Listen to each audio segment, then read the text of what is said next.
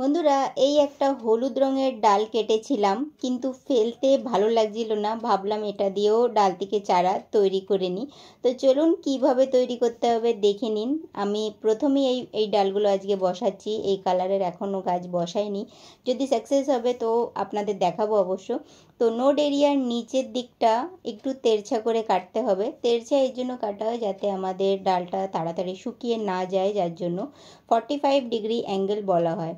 আর কাটিংসের যে সাইজ বা ডালগুলোর যে সাইজ থাকে সেটা 4 ইঞ্চি, 5 ইঞ্চি, 6 ইঞ্চি আপনারা যেমন খুশি রাখতে পারেন, কিন্তু মাঝখানে, ডালের মাঝখানে নোড এরিয়া যেন মিনিমাম 3-4টে অবশ্যই থাকে, এটা খেয়াল রাখতে হবে।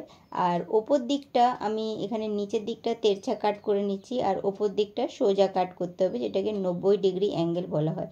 এইভাবেই আমি আরেকটা ডাল কেটে নেব। যেহেতু যতটা জায়গায় সেমি হার্ডউড থাকে ততটা জায়গায় কিন্তু ভালোভাবে কাটিংস তৈরি করা যায়। তো ব্যাস, আমি এইভাবেই এখানেও কেটে নিলাম। খুব সহজভাবে এগুলো করা যায়। আপনারা এখন বর্ষাকাল চলছে, তো যত খুশি ডাল থেকে চারা তৈরি করুন, মানে একটুও ডাল ফেলবেন না। যেমন আমাকে দেখতে পাচ্ছেন তেমন যদি করতে পারেন, তাহলে একদিন আপনাদের কাছেও প্রচুর প্রচুর গাছ হবে।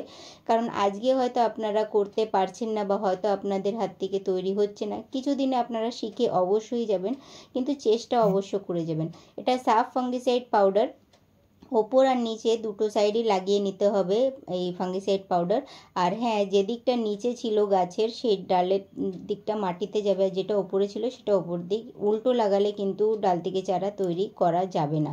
এইভাবে দুটো ডাল বসিয়ে দিলাম। আর এখানে প্রচুর প্রচুর বৃষ্টি হচ্ছে আজকে। রাত 2টো থেকেই বৃষ্টি স্টার্ট হয়ে গেছে, আর এখনও অবধি বৃষ্টি হয়ে যাচ্ছে। আমি ফাঙ্গিসাইডের একটু পাউডারে একটু জল মিশিয়ে এতে দিয়ে দিচ্ছি। বেশি জল দেব না, যেহেতু কন্টিনিউ বৃষ্টি হয়ে যাচ্ছে। অনেক বেশি বৃষ্টি হলেও কিন্তু আপনার নয়তো ওয়েল ড্রেন সয়েল তৈরি করে নিতে হবে, আর নইলে কিন্তু বৃষ্টির জল থেকে বেশি বৃষ্টি হলে বাঁচাতে হবে নিজের ডাল করা যে চারাগুলো আছে সেটাকে, নাইলে কিন্তু ফাঙ্গাস লেগে নষ্ট হয়ে যাবে।